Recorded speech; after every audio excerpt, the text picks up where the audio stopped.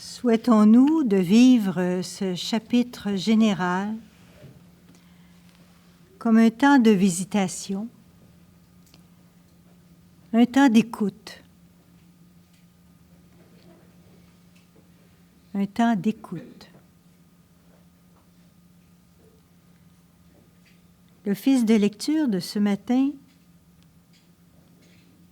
nous rappelait dans l'hymne l'importance du silence. En toute vie, le silence dit Dieu. Tout ce qui est tressaille d'être à lui. Soyez la voix du silence en travail.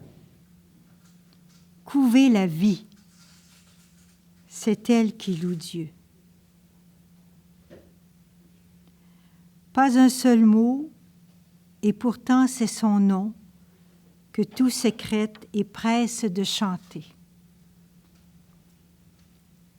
N'avez-vous pas un monde immense en vous? Soyez son cri et vous aurez tout dit.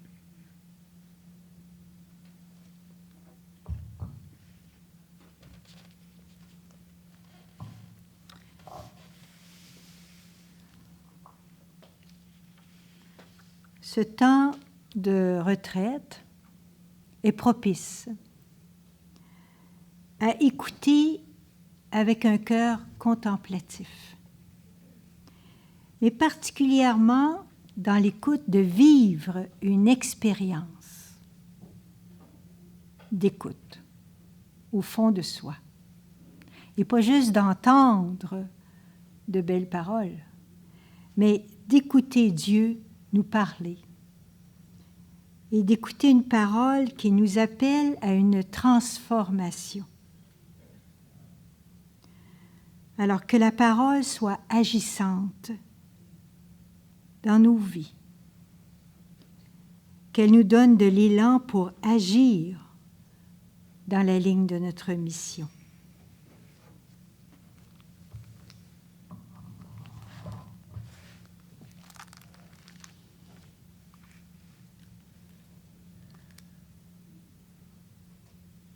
Dieu de bienveillance et de miséricorde, ouvre toutes grandes les portes de nos cœurs. Dieu de nos ancêtres, ouvre toutes grandes les portes de nos cœurs vibrants de gratitude. Dieu de notre avancée, ouvre toute grande la porte de nos communes aspirations et de notre discernement. Dieu de notre allégresse, sois le jardinier qui nous surprend au tombeau vide et nous redit notre nom. Dieu des surprises, sois l'étranger qui nous réchauffe le cœur, ranime notre espérance et nous dirige au lieu de l'esprit.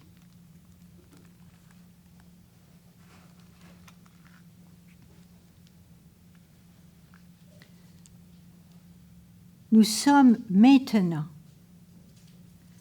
dans un processus de discernement spirituel. Nous le sommes. Et dans la lettre circulaire numéro 4, à un paragraphe, on dit ceci sur Kesta.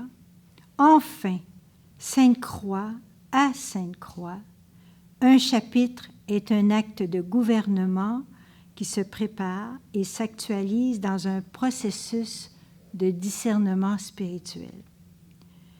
Et ce processus exige une écoute inconditionnelle des personnes, une attention très grande au mouvement de l'âme et une liberté intérieure qui ne peut venir que de Dieu. Tout le corps capitulaire s'ouvre à ce don de Dieu et le demande dans une prière fervente et une ascèse quotidienne. Alors demandons d'avoir accès à cette liberté intérieure, dans le détachement, dans le consentement à ce qui est maintenant. Et demandons la grâce d'accueillir ce qui advient dans ce présent qui est le nôtre, comme femme du XXIe siècle et comme femme consacrée. Écoutons, sans doute et probablement, une voix prophétique qui nous ouvre des chemins de résurrection. J'ai parlé du Père Arnold. Merci.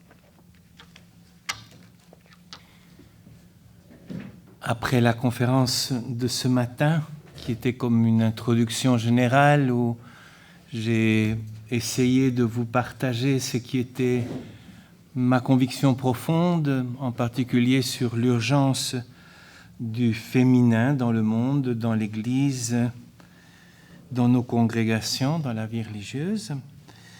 Et il s'agit maintenant d'entrer dans le vif du sujet et surtout de laisser entrer l'esprit dans le vif du sujet, dans chacune d'entre vous, dans votre assemblée. Donc je vous souhaite de passer ces jours, ces 2 jours de retraite dans le silence, dans l'écoute profonde, comme on vient de le dire.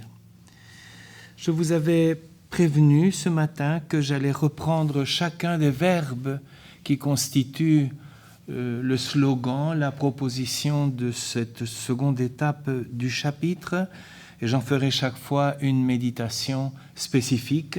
Donc ce soir, je vais commencer avec le verbe « accompagner jusqu'au bout ».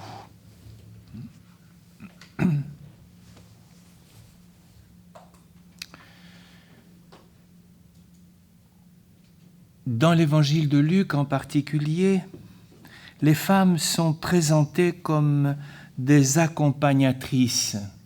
Elles accompagnent, elles sont compagnes de leurs compagnons dans la communauté, compagnes de Jésus.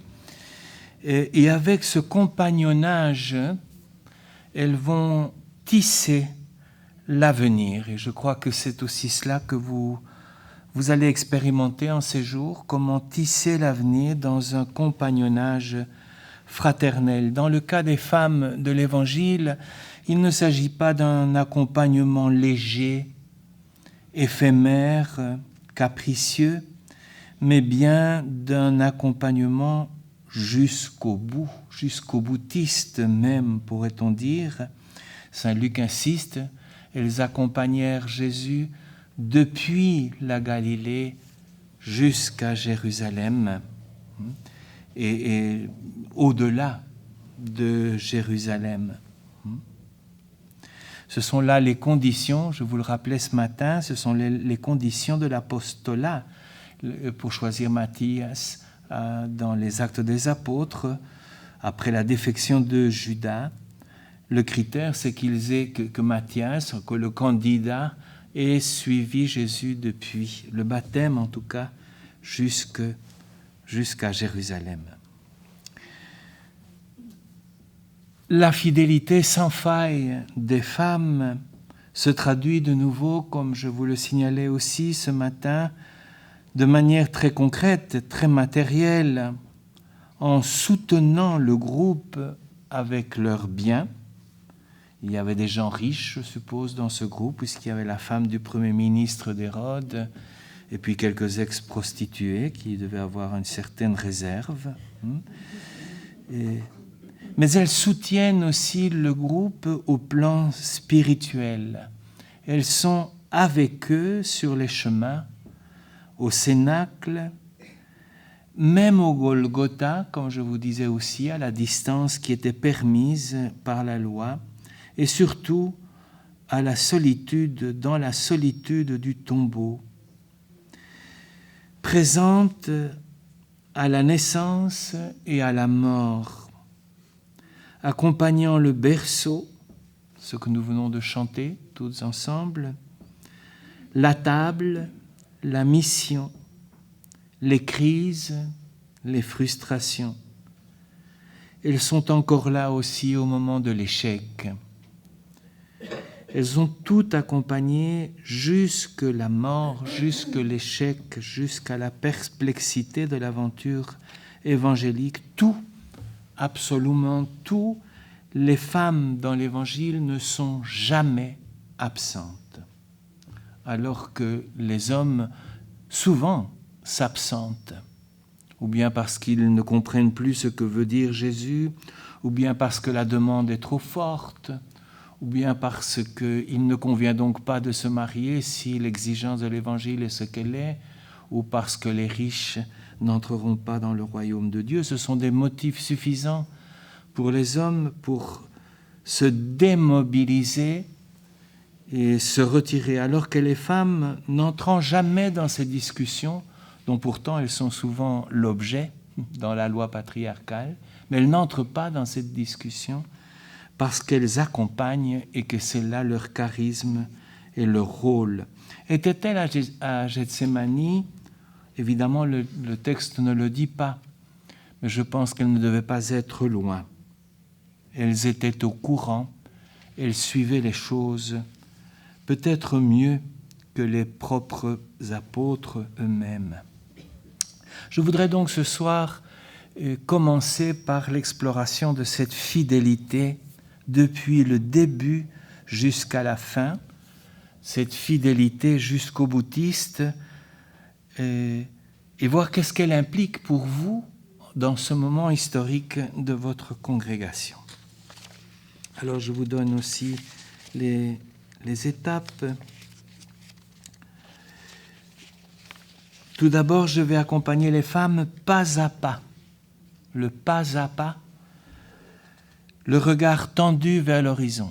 Pas à pas, ça veut dire au jour le jour, balbutiante, répondant aux exigences de chaque matin et en même temps ne perdant jamais l'horizon. Et puis, j'essaierai de regarder l'audace féminine de la résurrection.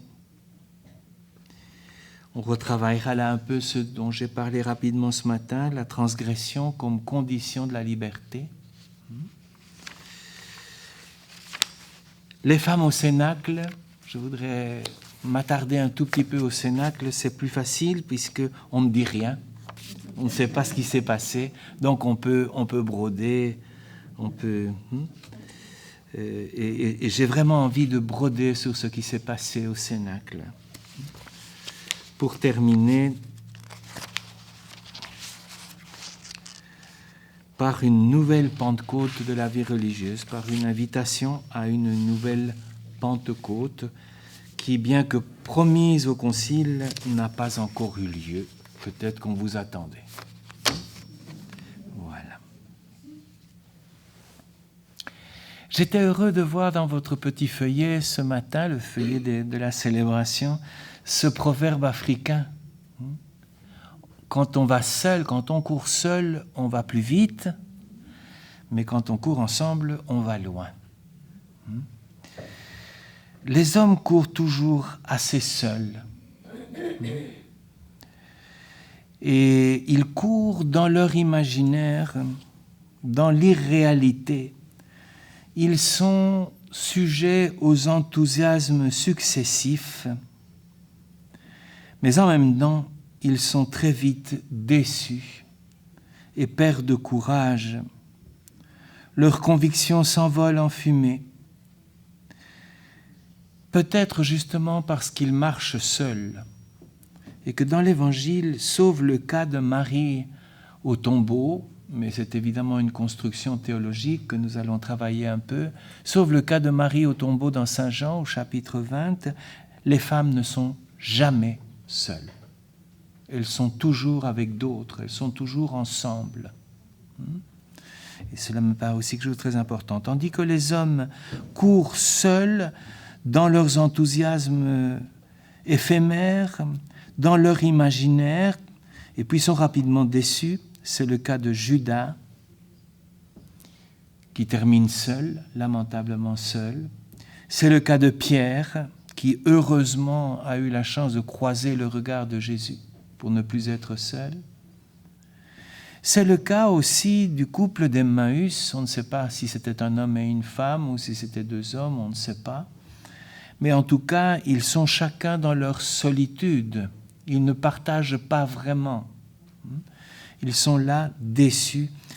Et nous pourrions, nous, en tout cas les hommes, je ne sais pas comment vous vous sentez, vivre quelque chose de cela face aux frustrations d'aujourd'hui dans l'Église. Par exemple, le dur réveil post-conciliaire ou les démentis de l'option préférentielle pour les pauvres. Pour nous qui vivons en Amérique latine, mais les pauvres, ils sont retournés en Égypte. Ils sont peut-être jamais sortis d'ailleurs. Nous avions eu l'illusion qu'en leur parlant de libération, il suffisait de leur en parler donc pour qu'ils en sortent de l'Égypte. Et nous ne nous sommes pas rendus compte qu'ils n'en étaient jamais sortis.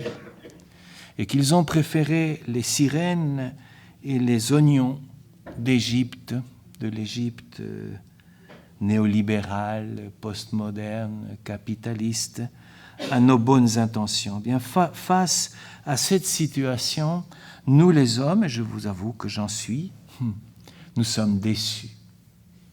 Et nous avons envie de perdre courage, surtout les plus âgés d'entre nous, parce que nous n'avons pas beaucoup d'autres alternatives à l'âge que nous avons. Et peut-être que certaines d'entre vous pensent à ça. C'est ce que j'appellerais la démobilisation masculine, qui apparaît déjà dans l'Ancien Testament. Si vous voulez aller visiter certains textes, je crois que c'est riche, c'est intéressant. Par exemple, dans le livre des Juges, le général d'Israël, Barak, qui dit à la prophétesse Déborah, « Si tu ne nous accompagnes pas, je ne vais pas à la guerre. Je ne prends pas le risque de la guerre si tu ne nous accompagnes pas. » Ou les chefs de Béthulie qui, désespérés, demandent à Judith de prendre le relais. Et nous allons voir que c'est un relais de transgression. Elle fait une énorme transgression pour sauver le peuple face à Holoferne. Donc, l'attitude des apôtres n'est pas quelque chose de nouveau. Cette démobilisation et ce recours angoissé aux femmes est assez récurrent dans l'Écriture. Pour nous aussi, chrétiens, la victoire sur la mort de Jésus sera le privilège des femmes disciples. Elles ne seront jamais démobilisées. Et c'est ce que je vous souhaite aussi. Remobilisez-nous, puisque vous n'êtes jamais démobilisés. Vous n'êtes jamais démobilisés par les fêtes, parce que vous êtes toujours concernés par l'urgence. La femme est toujours concernée par l'urgence. Il faut manger, il faut marcher, il faut soigner. Il faut. Donc il y a une espèce d'urgence du quotidien qui fait que vous n'avez pas le droit d'être démobilisé. Nous, au contraire, nous pouvons assez facilement nous défaire de nos responsabilités et nous enfoncer dans le désespoir. Je crois, et je le répète, que cette fidélité risquée jusqu'au boutiste a rendu possible la résurrection. Elles vont le toucher, le voir, l'entendre. Elles vont vers l'invisible, elles touchent le royaume. Elles ne l'ont pas imaginé, elles n'ont pas eu le temps d'imaginer le ressuscité. Elles ont simplement marché dans la fidélité risquée jusqu'à y arriver. Elles ont rendu possible ce qui humainement est impossible. Et je pense à des tas d'exemples, vous en avez certainement vous-même dans vos différents pays. Je pense à ces femmes, par exemple, paysannes, quechua, qui marchent pendant des jours et des jours et des jours avec leur enfant qui est malade pour l'amener dans un hôpital. Donc, c'est ça, la fidélité jusqu'au bout, qui fait qu'au bout, nécessairement, il y a la résurrection. Nécessairement. Ce n'est pas quelque chose qu'on attend passivement, c'est quelque chose que l'on rend possible dans cette marche, dans cette fidélité terca, on dit en espagnol, cette fidélité têtue. Les femmes comme artisanes de résurrection dans cet accompagnement jusqu'au bout. Mais cet accompagnement jusqu'au bout va en même temps, si vous voulez, va main dans la main avec l'utopie. Non, la fameuse question des femmes au tombeau, qui va nous ouvrir le tombeau, qui va rouler la pierre, c'est une utopie. Donc, il y a les exigences et les urgences de l'immédiat, mais il y a aussi le maintien de l'horizon, de l'utopie. Et je crois que nous sommes dans un temps où, même si vous dites que ma voix est une voix de prophète, je ne sais pas trop ce que ça veut dire, mais je crois qu'on n'est plus dans le temps des prophètes. Et c'est pour ça que les hommes, on ne sait pas quoi faire, parce qu'il n'y a plus de prophètes. Pourquoi il n'y a plus de prophètes? Parce qu'on ne sait pas où on est en train d'aller. Ce n'est plus le temps des prophètes, c'est le temps des justes. Et voilà un thème que nous n'avons guère travaillé en théologie. Il y a des personnages merveilleux de justes dans la Bible, c'est Tobie, Job, Ruth. Il y a des tas de personnages qui sont des justes, de grands justes. C'est quoi le juste? Le juste, c'est un bon voisin, c'est tout. C'est quelqu'un qui fait ce qu'il doit faire. Et qui fait tellement ce qu'il doit faire, qui est tellement cohérent, que quand il faut donner la vie, il n'y pense même pas. Il la donne et puis c'est tout. Donc le juste est prophète sans le savoir, si vous voulez. Ce n'est pas un prophète de profession, c'est un prophète de circonstance. Et je crois que le temps des femmes, l'utopie féminine, c'est le temps des justes au féminin. Et de ces justes qui deviennent prophètes sans s'en rendre compte, simplement par fidélité, par cohérence, par solidarité. C'est aussi un thème que je vous invite à creuser dans votre prière, la solidarité féminine. Quand je vous regarde vivre, les femmes, je me dis parfois, il y a à la fois un sens de la solidarité des femmes, en particulier dans le féminisme, dans une réflexion qui est la vôtre, qui n'est pas individuelle, mais qui fait écho au collectif des femmes. Et puis en même temps, à cause de l'aliénation patriarcale, je vous sens parfois en terrible compétition les unes avec les autres. Et donc comment privilégier la solidarité du collectif et vous soigner de l'aliénation compétitive que vous ont imposée les hommes dans l'histoire. Le juste ou la juste, c'est simplement quelqu'un qui prend au sérieux ses convictions éthiques. Et là aussi, je pense que c'est le temps des justes parce que c'est le temps de l'éthique. Ce n'est pas le temps des grandes annonces, ce n'est pas le temps du politique. Je ne sais pas si vous voyez la différence. Ce n'est plus le temps du politique. Peut-être que les années 70, 80, 90 étaient des années plus politiques, un temps plus pour le politique. Je pense qu'on est plus dans un temps d'exigence et d'urgence éthique. Et ces urgences éthiques, comme je vous le disais aussi, sont représentées, sont garanties, sont protégées par les femmes dans toutes les cultures. C'est le parfum de Marie répandu à Béthanie, c'est le repas d'adieu préparé par les femmes, sans aucun doute. Pour la dernière scène, ce sont les aromates pieusement préparés au lendemain de Pâques, tout en ayant obéi au repos du sabbat. C'est ce devoir d'attention, d'hospitalité sacrée et somptueuse que j'appelle le devoir éthique, le trésor éthique. Et je pense qu'aujourd'hui, ce sont les femmes qui doivent nous réapprendre cette narration morale, éthique que nous avons perdue. Le temps des justes, le temps de l'éthique, mais aussi le temps du symbolique et du geste. Je vous vois comme garante, mais je suis peut-être un peu conservateur, là j'en sais rien, peut-être que vous allez me dire que j'ai une vision de la femme du 19e siècle, c'est possible. Non, mais je vous vois comme garante de la transmission éthique et en même temps les témoins du geste symbolique. Ce matin, je faisais une petite poésie sur la caresse du ventre, vous vous souvenez, hein? Bien, ça c'est un geste symbolique, ça. C'est passer de l'éthique, de prendre soin du bébé, au symbolique, aller dans l'utopie, aller au-delà. Et je crois aussi que ce qui nous manque terriblement aujourd'hui, c'est cette expérience symbolique qui recrée l'espérance, hein, ce geste de gratuité qui recrée l'espérance. Et c'est intéressante la discussion entre Judas et Marie à propos du parfum de Béthanie. Hein. Judas, lui, il a une vision sociopolitique des choses.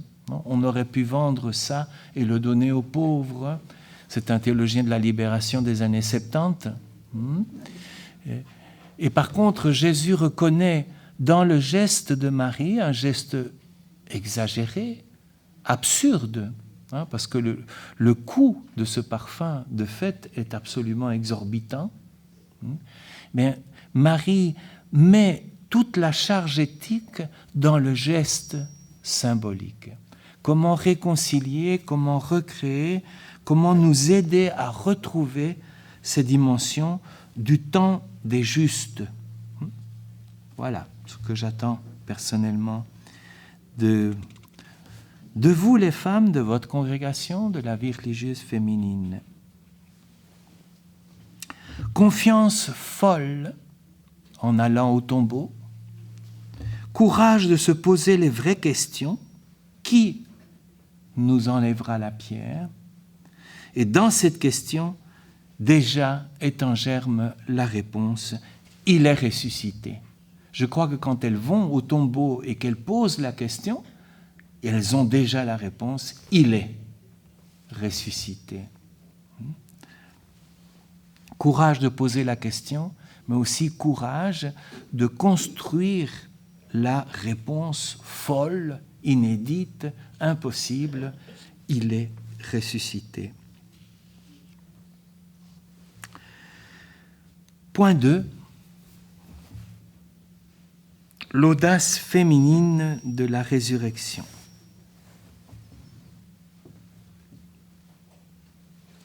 La femme sait attendre. Elle est constituée dans l'attente. Elle est constituée pour l'attente. Mais c'est une attente qui n'est pas passive. Je pense par exemple aux femmes andines qui sont nos voisines, nos amies. Dans le monde andin, les femmes, et je crois que c'est vrai de tout le monde populaire, les femmes n'arrêtent pas une seconde de travailler. Elles sont assises, elles parlent ensemble sur la place. J'imagine souvent Marie au puits, faisant la lessive avec ses voisines et parlant des enfants. Mais tout en parlant, elles tissent, elles lavent. Les mains des femmes ne sont jamais vides, jamais. Elles sont toujours en train de tricoter, de tisser, de faire quelque chose. Et elles attendent de manière active. Et qu'est-ce qu'elles attendent? Tout et rien. Elles attendent l'époux infidèle, par exemple, déjà prête à accueillir tous les enfants qu'il ferait en dehors du mariage. Elle les attend. L'époux alcoolique qu'elle va recueillir, parfois avec les petits-enfants, dans la rue pour qu'ils ne prennent pas froid, et on le ramène et on le fait dormir. Elle attend dans une laboriosité sans plainte le fils prodigue, le médecin pour l'enfant malade, la paix pour faire les courses, le printemps pour planter les légumes, la rentrée des classes et la préoccupation de l'uniforme, des cahiers et des crayons. C'est ça, l'attente active des femmes. Cet art de l'attente est en même temps ce qui engendre l'espérance. C'est là qu'elle rêve. Je disais que l'homme est un imaginatif, c'est-à-dire qu'il imagine des choses et puis quand ça ne se réalise pas, il s'écroule. Tandis que la femme n'imagine pas, elle rêve. Et c'est très différent. Rêver, ça part de soi. Hein? Les rêves, ça part de notre propre réalité, tandis que l'imaginaire, c'est des choses qu'on invente. Vous partez de ce que vous vivez et vous rêvez en attendant le destin de celui que vous portez.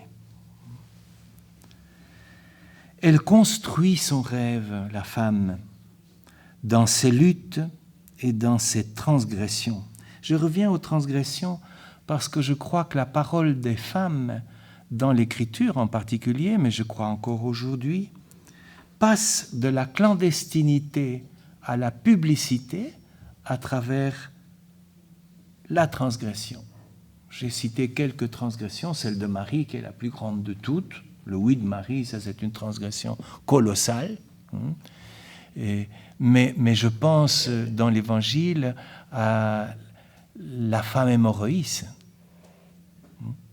Elle est dans la clandestinité d'une femme qui souffre l'exclusion parce qu'elle est femme, tout simplement. Et elle décide en secret de faire quelque chose qui est absolument interdit. Toucher Jésus. De nouveau, on est au niveau du toucher, du geste. Et ce geste de transgression va faire de Jésus le prophète de sa libération. Je pense à la femme cananéenne qui va s'opposer à la loi que représente Jésus. Moi, je ne suis pas venu pour les chiens, je suis venu pour les Juifs. Une des paroles les plus terribles de Jésus. Et cette femme ne va pas avoir peur de transgresser même la parole de Jésus. Au point où Jésus va dire à cette femme, « Femme, tu as une foi plus grande que moi. » Littéralement, c'est ça que dit Jésus. Ta transgression exprime une foi plus grande que la mienne. Moi, je me suis arrêté aux frontières d'Israël, et toi, dans ta transgression, et de nouveau, une transgression qui part de l'urgence, sa petite fille va mourir, elle libère la parole, elle libère Jésus même de ses normes. Cette clandestinité de transgression, elle est aussi basée sur la miséricorde. C'est un autre point que je voudrais ajouter. Si la femme cananéenne crie, c'est parce qu'elle est sûre de la miséricorde. Sinon, elle n'oserait pas le faire. Si la femme adultère se laisse regarder par Jésus, c'est parce qu'elle est sûre de la miséricorde. Si l'hémorroïs a l'audace de faire ce qu'elle a fait, c'est parce qu'elle croit dans la miséricorde. Et donc, cette manière féminine de rêver à travers la transgression et la clandestinité nous conduit à l'absolu de la miséricorde. Je voudrais m'arrêter un tout petit peu à l'épisode de la rencontre de Marie-Madeleine avec Jésus au jardin. au tombeau. Je vous disais que c'est probablement le seul épisode, je crois que c'est le seul épisode où la femme reste seule, mais pas très longtemps au fond. Elle ne reste pas très longtemps seule parce qu'elle s'en va directement annoncer la bonne nouvelle aux apôtres. Il y a aussi la Samaritaine qui est seule, mais elle ne reste pas très longtemps seule non plus. Elle court directement au village à annoncer aux autres. Mais donc je voudrais regarder cet épisode de la rencontre de Marie avec Jésus au tombeau. Il y a comme 3 moments, si vous voulez, dans cet épisode. Le premier moment, c'est le désespoir. C'est la nostalgie. Et il serait bon aussi que vous regardiez, je crois que nous l'avons fait l'année passée, que vous regardiez vos tombeaux vides, vos nostalgies. Il faut y passer pour pouvoir y renoncer.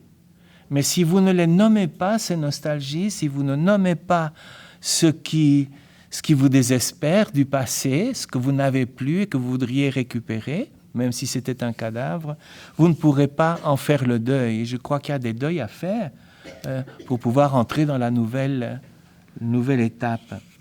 Et donc la première étape de Marie, c'est une nostalgie qui résiste au deuil. Prenez le temps de cette nostalgie. Dans un deuxième temps, elle se retourne, c'est un premier retournement, et elle voit quelqu'un qu'elle prend pour le jardinier. Et sa deuxième attitude est une protestation. Elle demande justice. Rendez-le-moi. Je crois que cette parole de protestation, on ne l'a pas suffisamment travaillée. Est-ce que vous êtes des protestataires? Et pourquoi et où mettez-vous votre protestation? Elle demande la justice. Et puis dans un troisième moment, elle se retourne encore, dit l'évangéliste, et elle change de regard complètement. Elle va avoir un regard ressuscitant. Elle va le ressusciter de nouveau.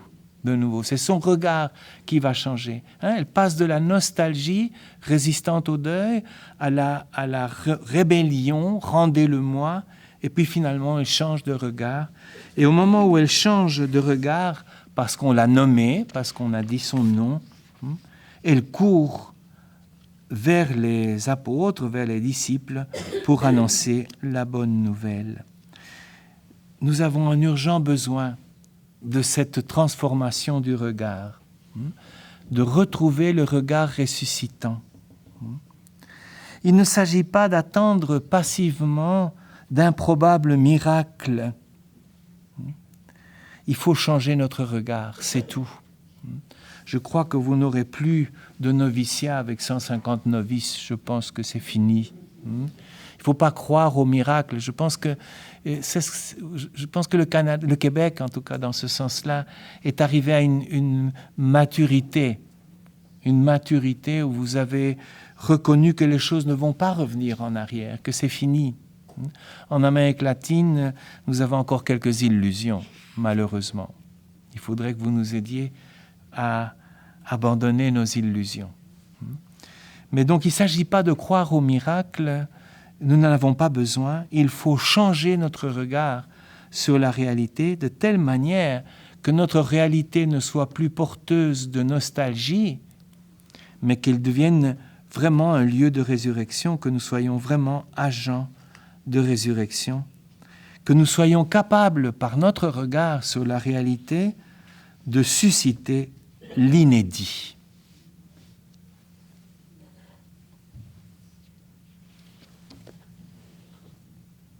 C'est pas du chinois tout ce que je raconte là, j'ai un peu l'impression. Vous prenez ce qui vous convient, de toute façon. Je passe à mon point 3, les femmes au cénacle.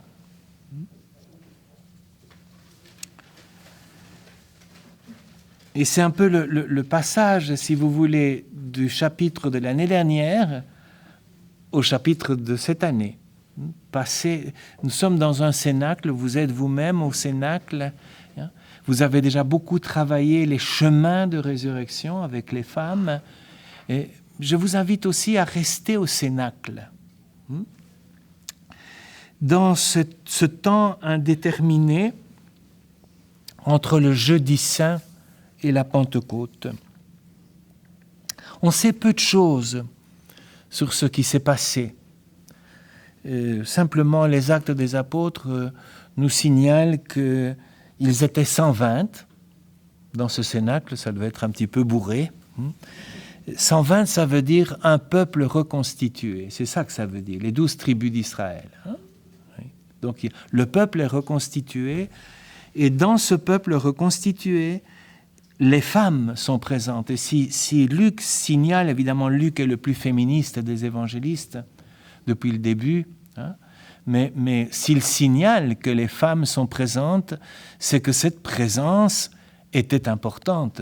Parce que d'habitude, ce qu'on dit, c'est sans compter les femmes et les enfants. Dans l'Évangile, c'est l'expression normale. On dit 5000 personnes sans compter les femmes et les enfants.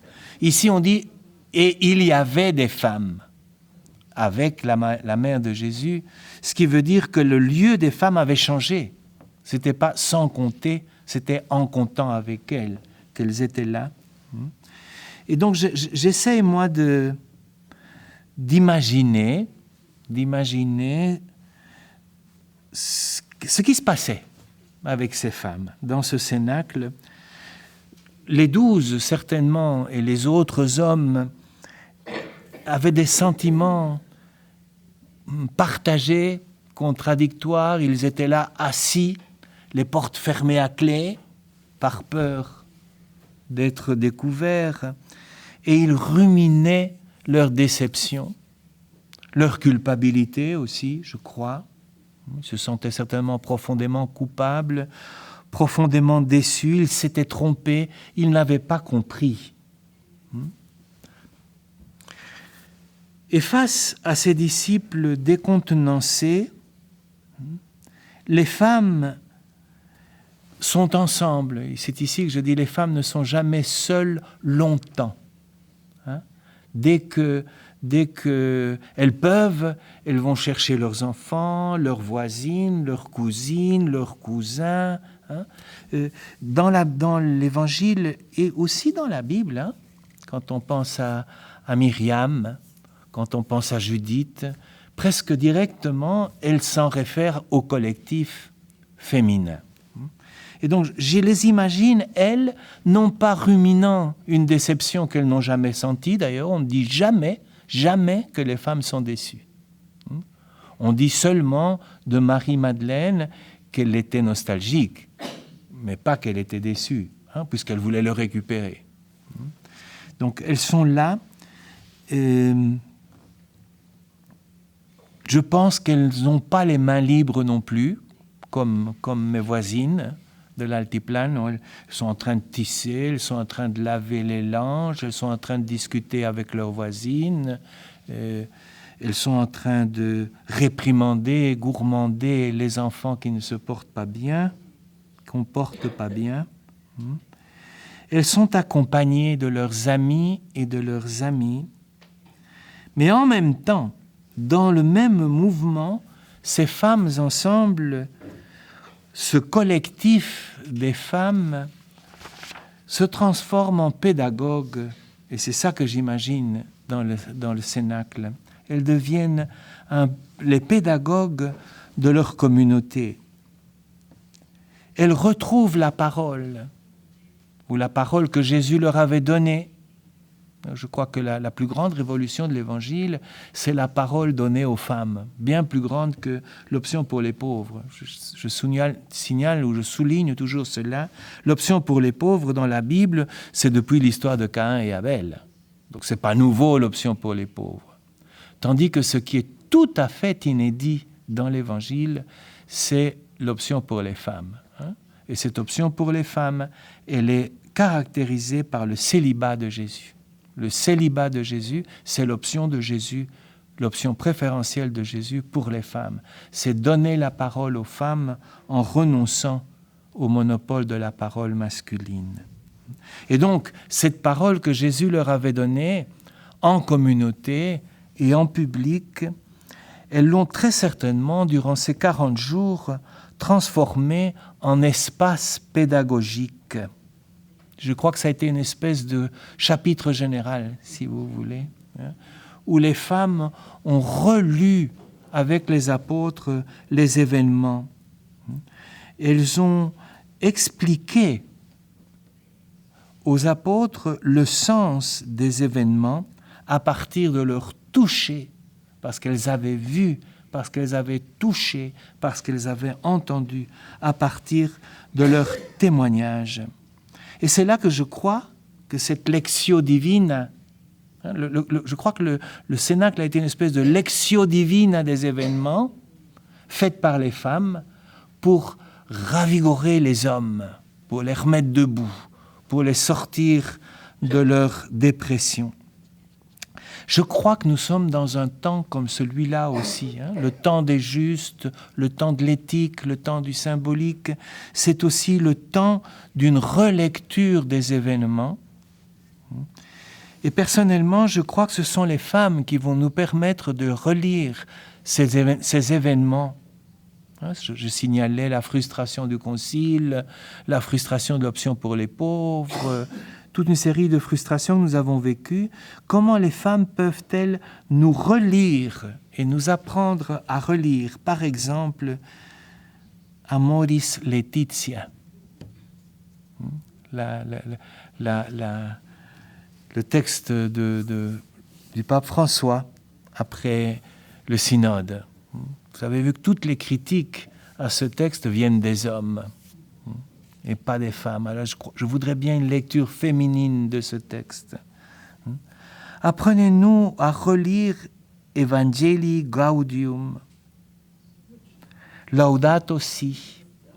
Ces grands textes, quelqu'un m'a dit ce matin, mais vous avez quelque chose de féminin, mais vous-même, vous me l'avez dit en public, vous avez osé le dire en public.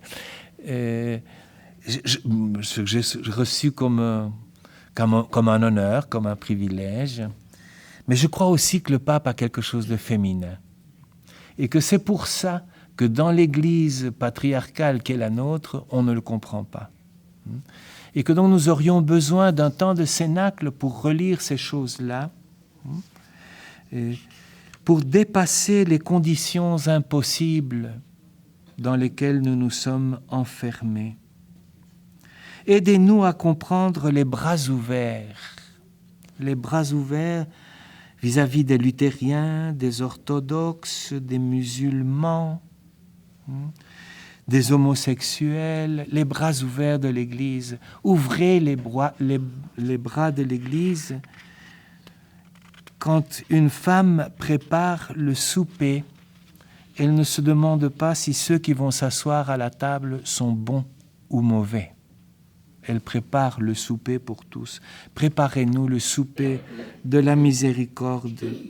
Que nous puissions ensemble, vous et nous, mûrir à l'Esprit Saint, dans l'Esprit Saint.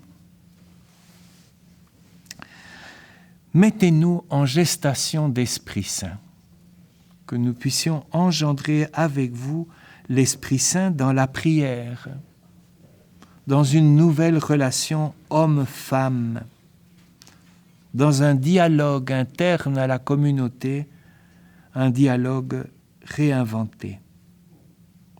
Je crois que de là peut jaillir de nouveau bientôt l'esprit. Mais il faudra aussi nous apprendre à supporter un certain désordre.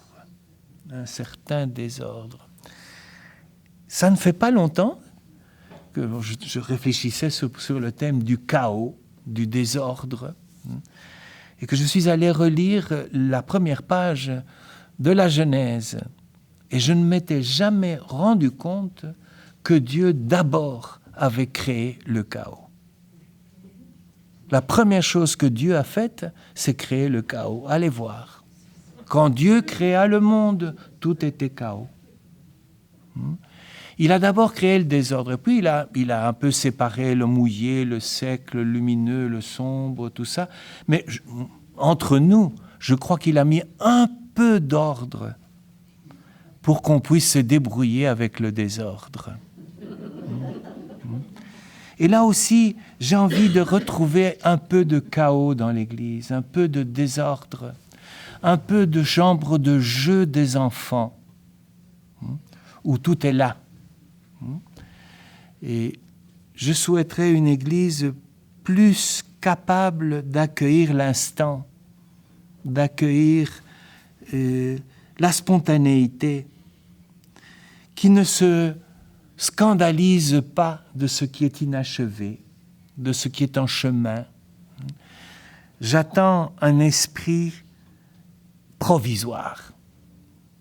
Déjà, il y a longtemps, le pasteur Schütz parlait de cela, du provisoire. Je crois que c'est l'esprit du provisoire.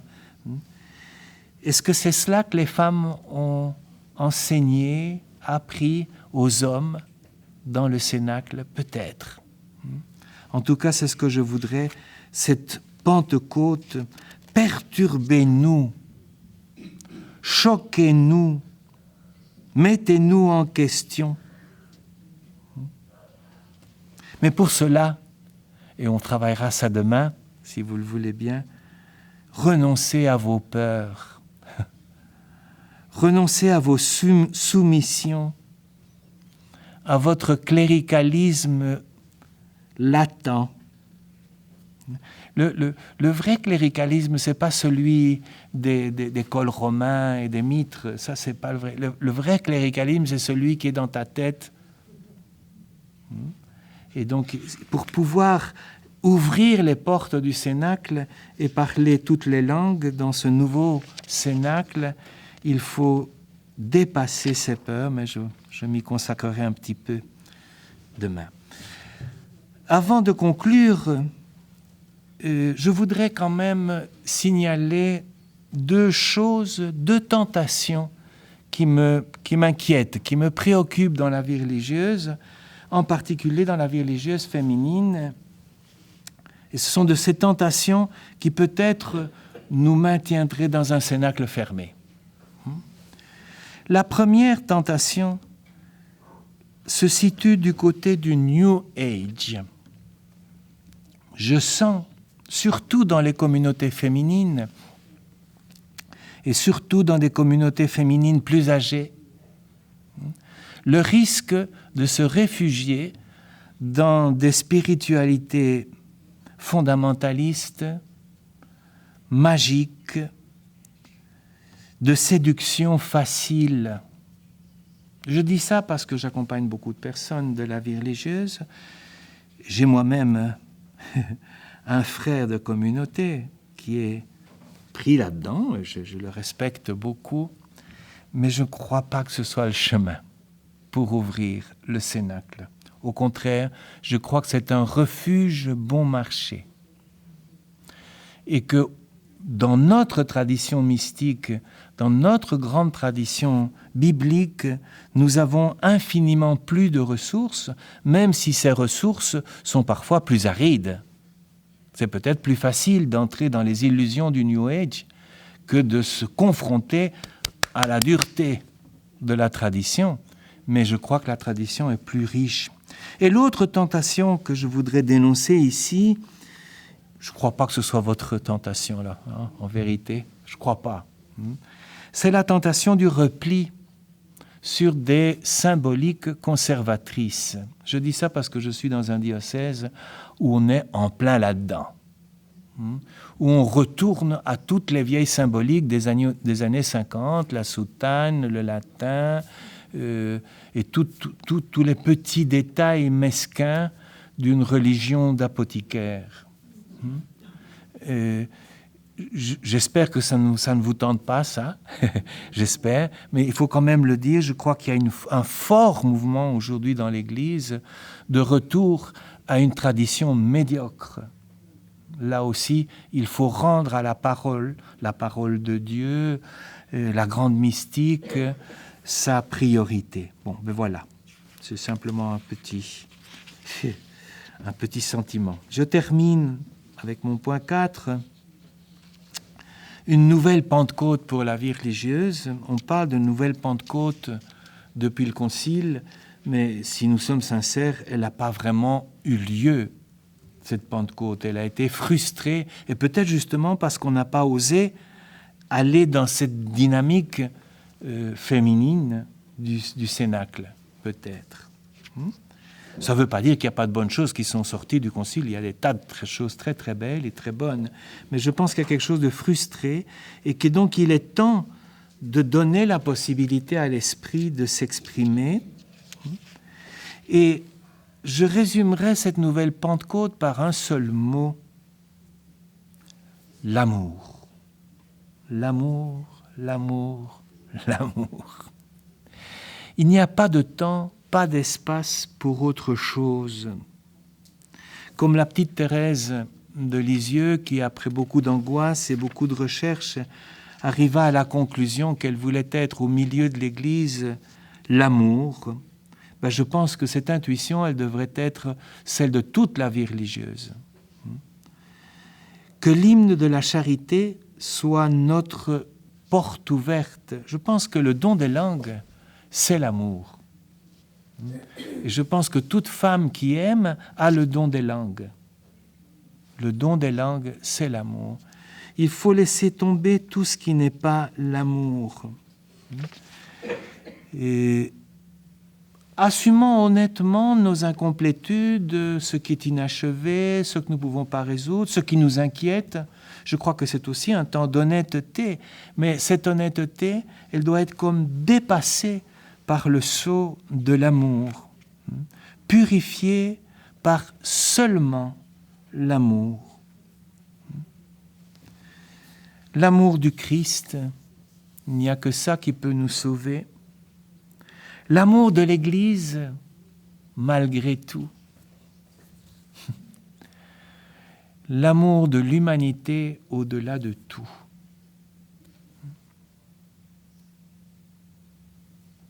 Je rêve, et je voudrais vous inviter à rêver avec moi, à des communautés religieuses qui soient des écoles de disciples, c'est-à-dire des écoles de relations d'amour. Je crois que le royaume de Dieu, ce n'est rien d'autre que des relations converties chaque matin à l'amour. Je rêve d'une vie religieuse qui ouvre des espaces au débat et à la rencontre. Simplement cela. Si vous avez des choses à décider, vous aurez certainement des choses à décider ces jours-ci et dans les jours qui suivent.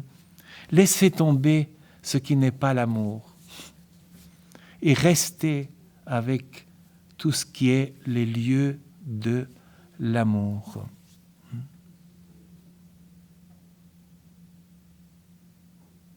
Vous connaissez, et je vais terminer avec ça, vous connaissez ce Negro spiritual.